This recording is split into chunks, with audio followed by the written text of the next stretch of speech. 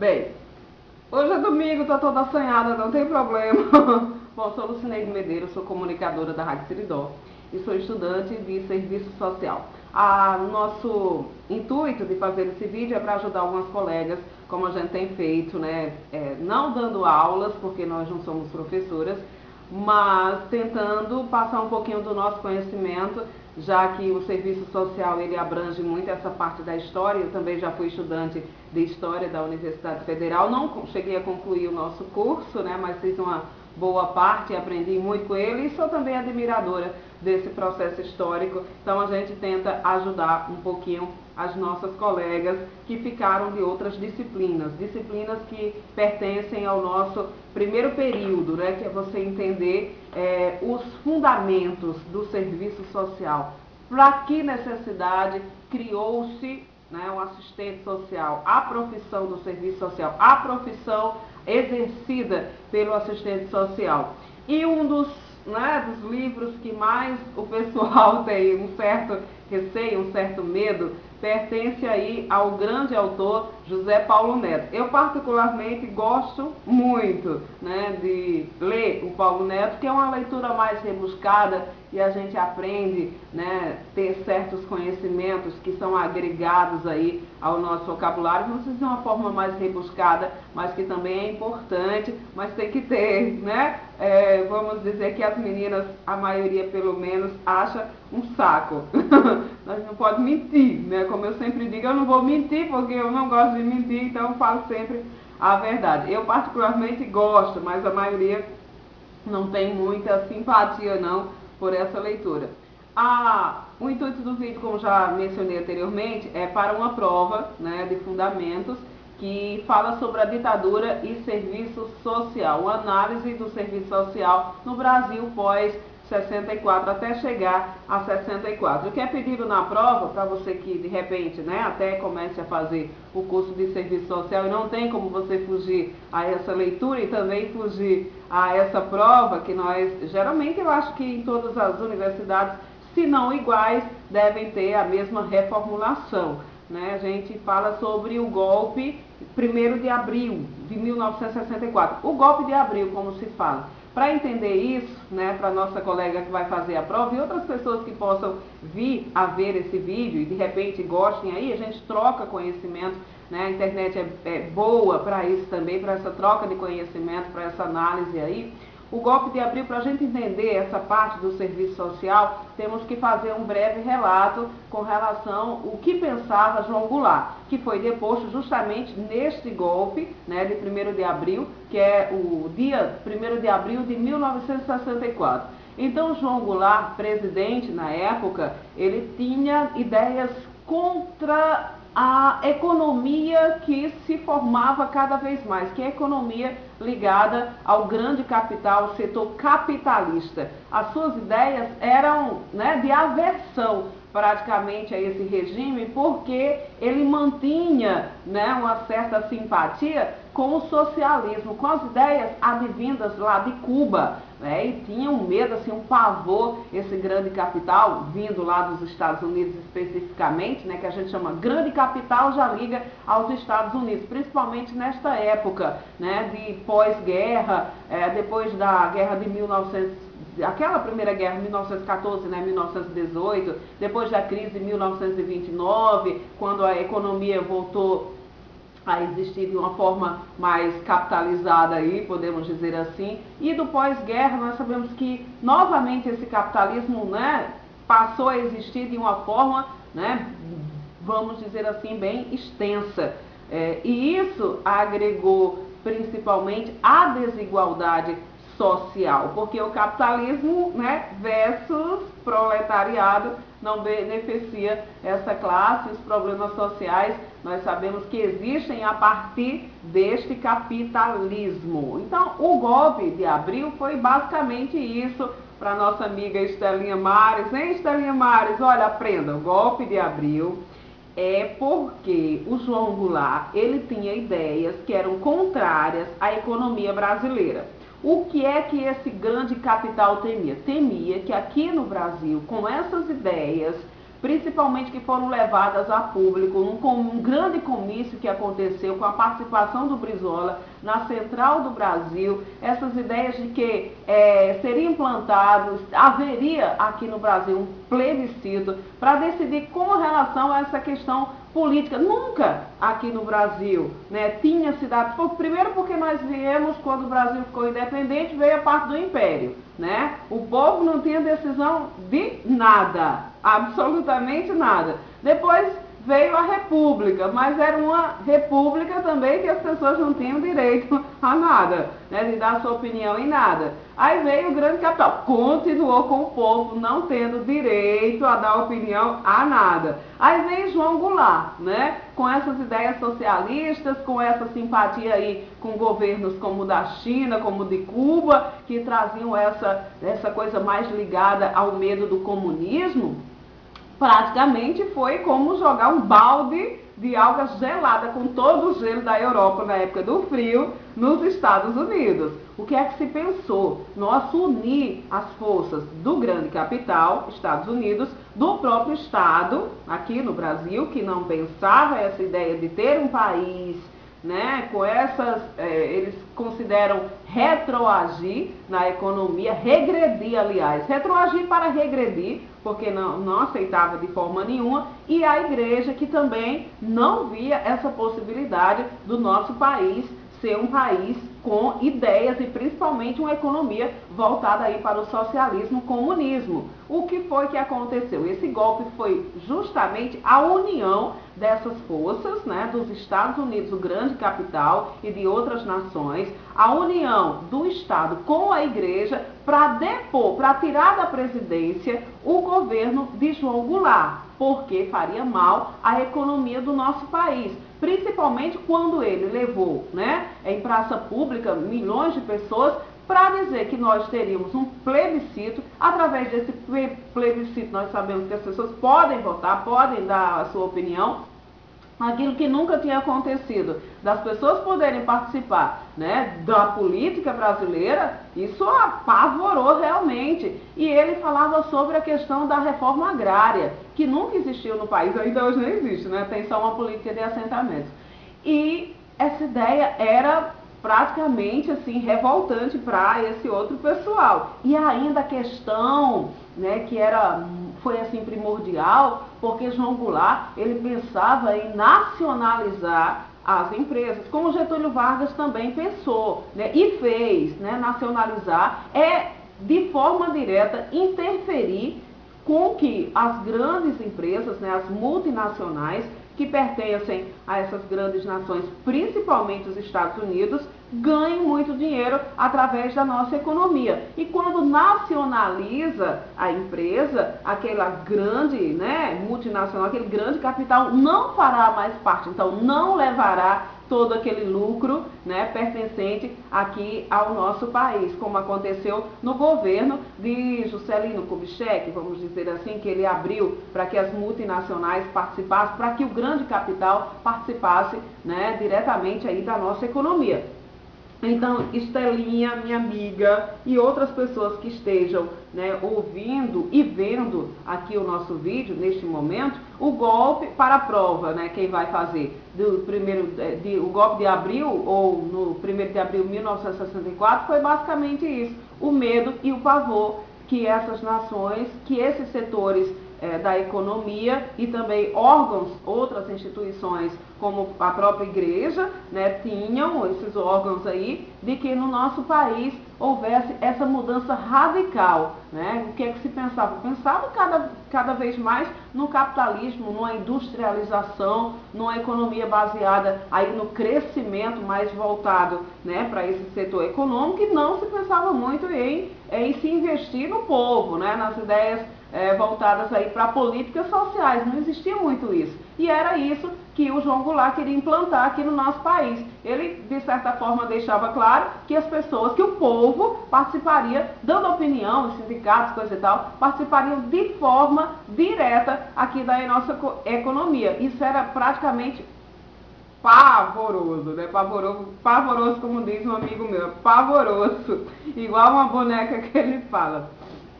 que ele não gosta dessa boneca, né? É tão pavorosa quanto aquela boneca. Claro que eu não vou falar aqui que seria falta de ética, e assistente social tem que... Aliás, assistente social não, todas as pessoas, de um modo geral, devem ter um conceito, né, valorativo com relação à ética e também para você, né, poder entender aí a moral. É isso o golpe, Estelinha, de abril, né, que ficou bem claro para você entender. Aí depois desse golpe de abril é implantado o que? A ditadura militar. O João Goulart é deposto, assume Castelo Branco. Ditadura militar durou aqui no nosso país 21 anos, né? Foram 21 anos de opressão. Claro que cresceu a industrialização, mas com esse crescimento também vieram as dívidas, né? Contraiu-se empréstimos numerosos, o que veio também a fragilizar a nossa economia brasileira. Aí no segundo ponto da prova, quando ela fala sobre o processo de autocracia burguesa, é justamente esse conjunto, autocracia burguesa, autocracia da ditadura militar, né? Não envolvia só o conceito político, mas o conceito social, né? Envolvia o conceito cultural. A autocracia burguesa era o conjunto, a nova economia brasileira, a nova política brasileira, que era voltada justamente para esse processo que durou 21 anos de ditadura militar. A ditadura, ela era realmente uma ditadura, né? Porque ela não abria espaço para ninguém opinar, né? A ditadura militar, a gente sabe que na época ela teve muita opressão, então as pessoas eram obrigadas, né, a seguir aquele regime. E é justamente aí onde ela fala sobre esse primeiro momento, né, que é ligado à legitimação política. Então, como é que ia agir o assistente social dentro dessa autocracia burguesa? Evidentemente, se, né, foi, no caso, vamos dizer assim, impedido que existissem certos partidos políticos, né? Nós sabemos que na ditadura militar tiveram 5 atos que foram voltados para limitar muita coisa, né? Então, você não tinha um pensamento ideológico que pudesse ser desenvolvido, você não tinha uma abertura política, você tinha uma censura muito grande, né? Você tinha que andar de acordo com o que eles queriam. Ou você fazia, ou você era reprimido. E o assistente social, justamente nesta época, teve que desenvolver um trabalho ligado nessa modernização. Que modernização era essa? Modernização, né, do conservadorismo, de manter aquela política assistencialista voltada para calar a classe proletária, que deveria seguir justamente essas condições que eram impostas pela ditadura militar. Então não tinha como naquela época da ditadura militar o assistente social desenvolver aquelas ideias voltadas para uma crítica, né, para uma profissão mais, vamos dizer assim, do que é hoje no contemporâneo, até porque ele não podia exercer, ele estava ligado ao Estado, o Estado era justamente ligado à ditadura militar. Então, uma coisa puxava a outra, né? Nesta época, vieram também, no outro ponto que fala sobre o mundo da cultura, esse outro ponto, Estelinha, que fala sobre esse mundo da cultura, mas essa cultura, que cultura era essa numa ditadura militar? Então a gente sabe que aqui na ditadura militar, o que foi que aconteceu com relação a isso?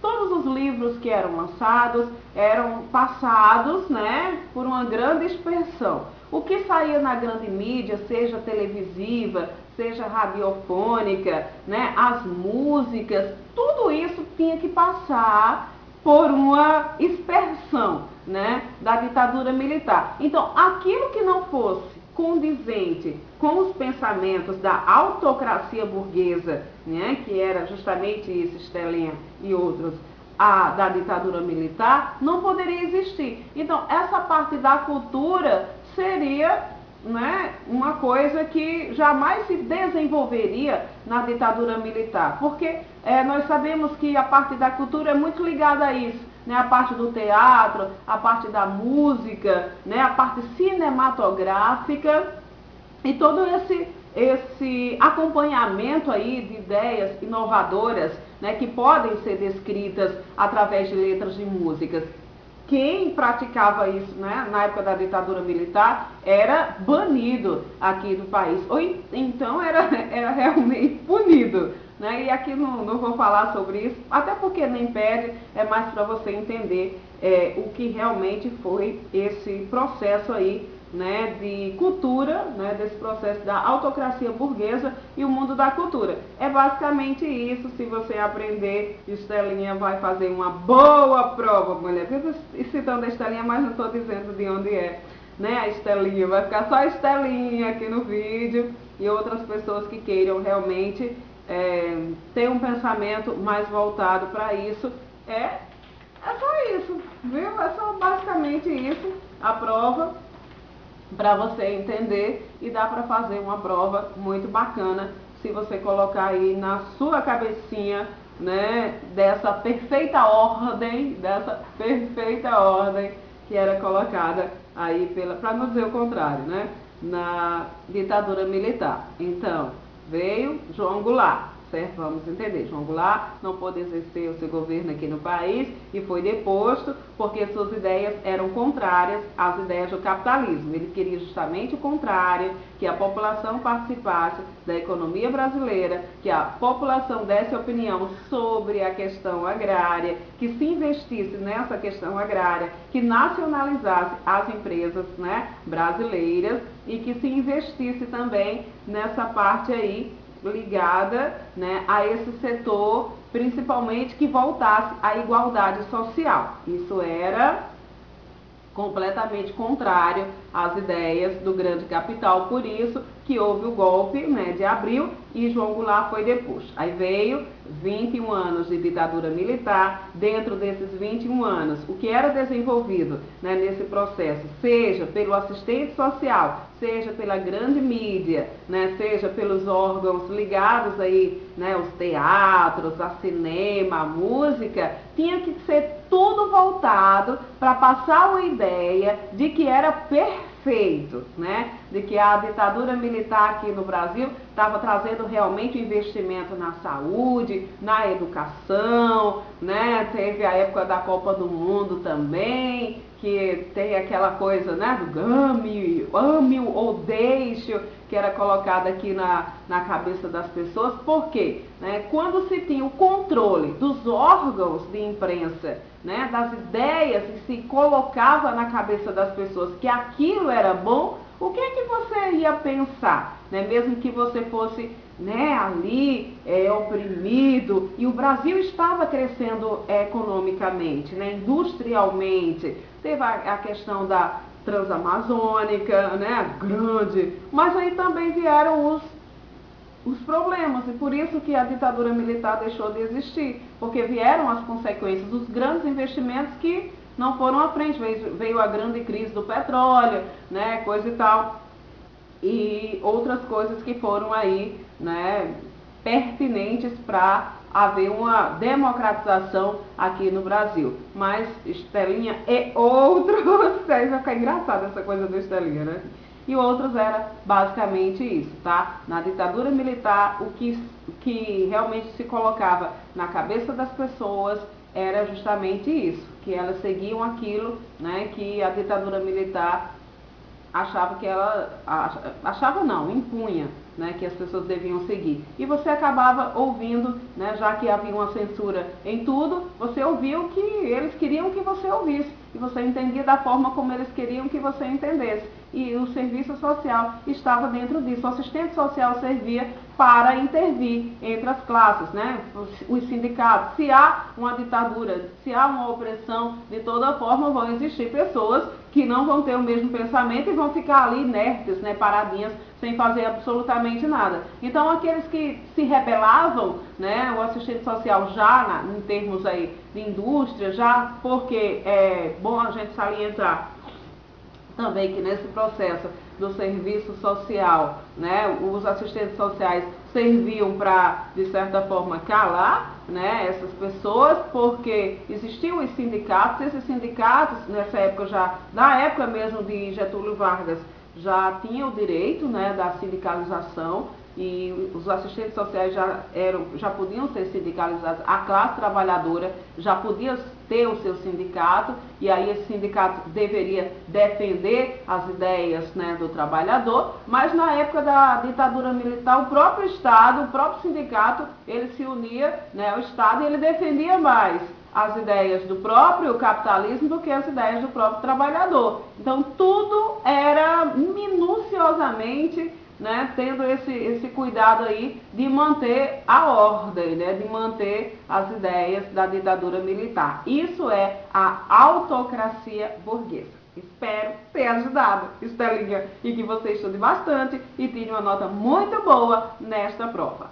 tá bom? Na simplicidade aqui da Lu, tentando entender um pouquinho do José Paulo Neto, né? Que não é tão complexo assim, basta a gente ter uma noção geral do que acontecia na economia brasileira.